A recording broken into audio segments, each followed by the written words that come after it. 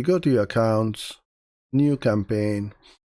Those of you who know me, that I tend to start with a campaign without a goal guidance. This does not mean that I'm not setting up conversion tracking. First thing you must set up is your conversion, right?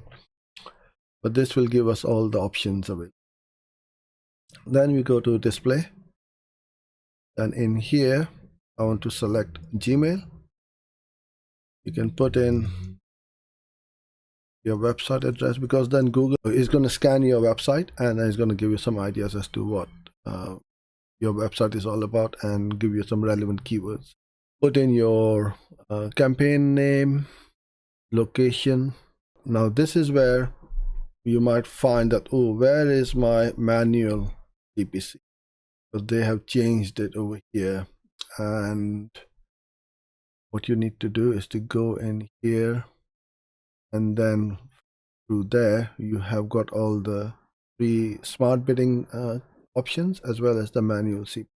I always I always start with a manual campaign, and once I've got enough data in the account, then I go to smart. I'm just gonna put in a bid budget. This is just for test purposes. So you can also apply from a shared budget. So let's say you've got, let me come on to that, because not many know what this means. So what you could do is you can go from your tools and settings. You go into your shared budget and you say, let's say you got $100 or $50 a day budget. Then you can apply that shared budget to all of your campaigns so you don't overspend.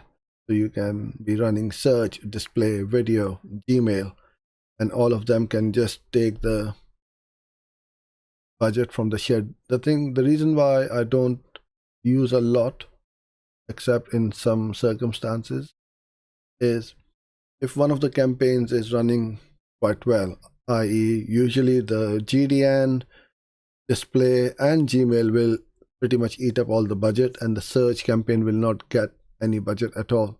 You will find you're not getting any impressions or clicks or conversions from the search. So I tend to keep all the budgets for each one of these networks differently and keep them separate.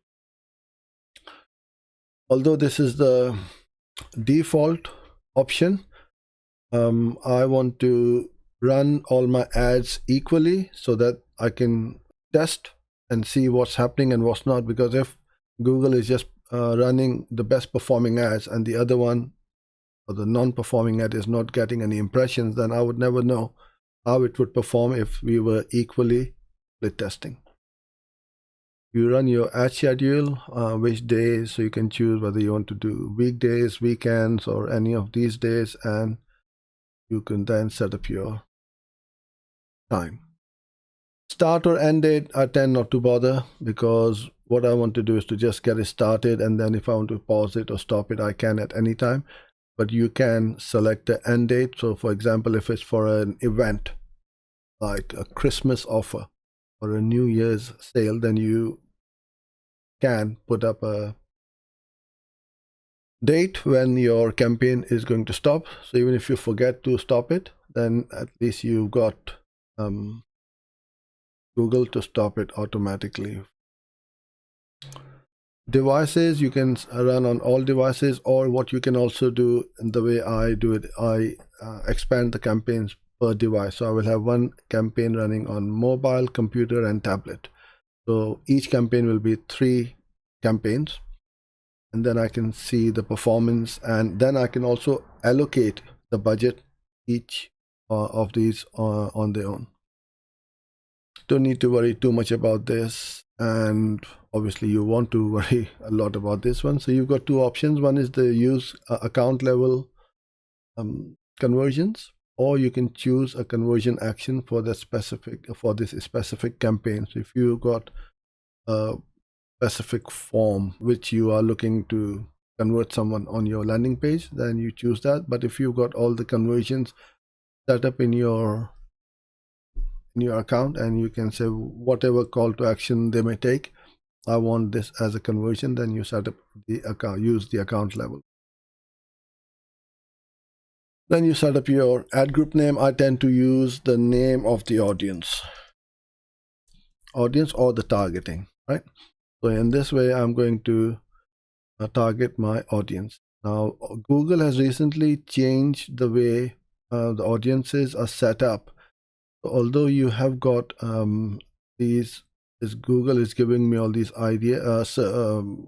ready-made audiences in my account. It will also give me some ideas because it knows that I'm into digital marketing, and Google Ads is giving me audiences like marketing, advertising, web design, SEO, SEM, business, and so irrelevant audiences which I can target.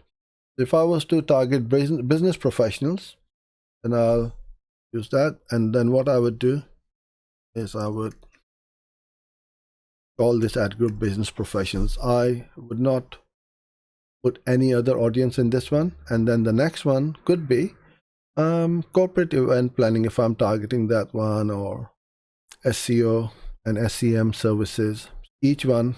So then you get the granular data. So if you got 10 ad groups and each ad group is targeting a specific audience, then you know exactly how they're performing just by looking at that ad group level. Demo, you can say, okay, I don't want the teenagers or the youngsters, the over 65s, take them off.